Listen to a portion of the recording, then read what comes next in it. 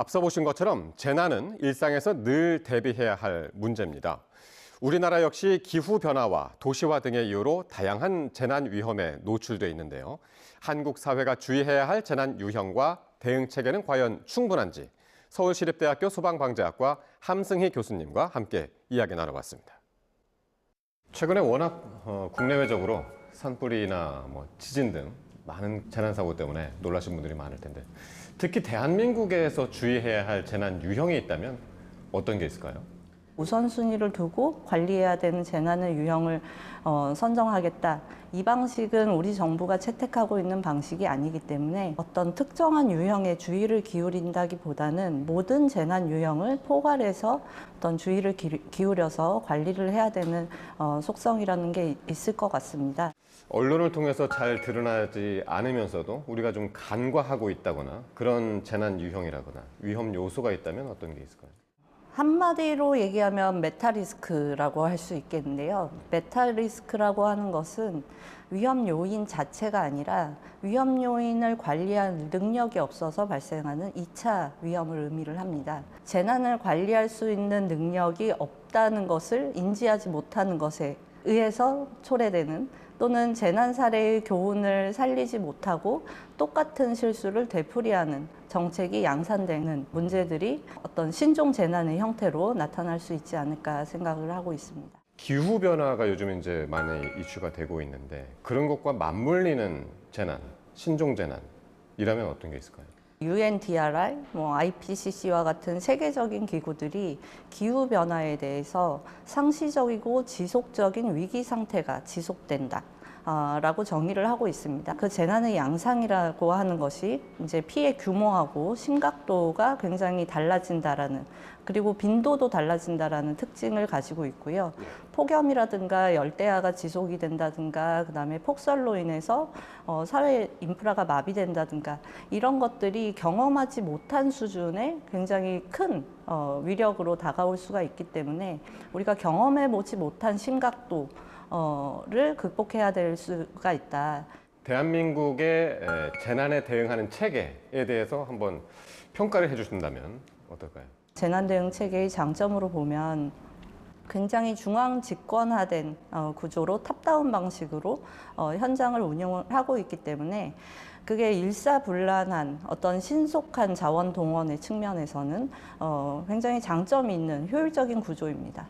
다만 재난 상황이라고 하는 것이 워낙에 상황 변동성도 크고 그래서 중앙 집권형의 방식이 효율적이고 신속한 어떤 대응책을 가져오긴 하지만 그 상황에 맞는 또는 그 지역의 어떤 피해에 맞는 대응을 하기에는 한계가 있는 그 방식인 것이 분명한 상황입니다.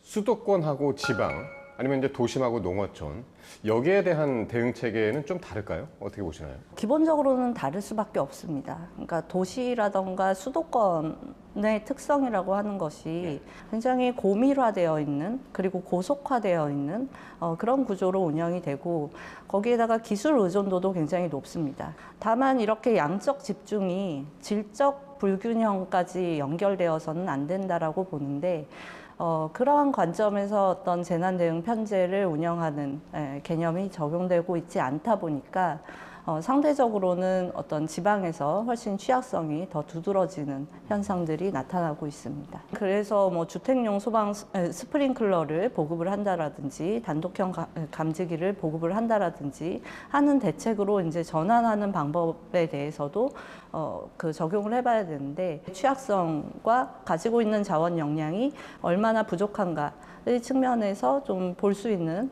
체계화된 시스템이 필요할 것 같습니다. 재난 발생 시에 시민들이 접하는 정보들도 있지 않겠습니까?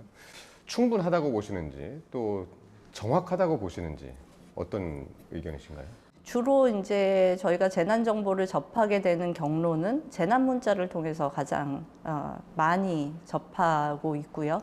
오히려 너무 많은 이제 정보를 발신을 하고 다빈도로 발신함으로 인해서 정보에 대한 그 어떤 피로감이라든지 그다음에 위기감을 정확하게 전달하기 어려운 한계가 존재한다고 생각을 합니다. 특히나 지금은 일방향 소통만 하고 있기 때문에 정말 유효한 재난 정보 또는 리스크 커뮤니케이션을 하고 있는 것인가 이 관점에서는 조금 살펴봐야 될 측면이 있다라는 생각을 합니다.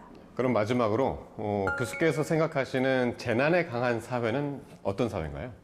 복원력이 있는, 회복력이 있는 어떤 사회라고 할 수 있을 것 같고요. 이 재난 사례로부터 우리가 이 재난에 이르게 된, 그리고 피해 지속 시간이라든가 피해 과정에서 그거를 극복해내시는 분들의 그 경험들을 모아서 다시 살펴보고 그것을 정책에 환류하고 하는 방식으로 굉장히 유기적이고 통합적인 어떤 재난 정책의 거버넌스가 형성이 되어야지 그 복원력을 확보할 수 있다라고 보여지고요.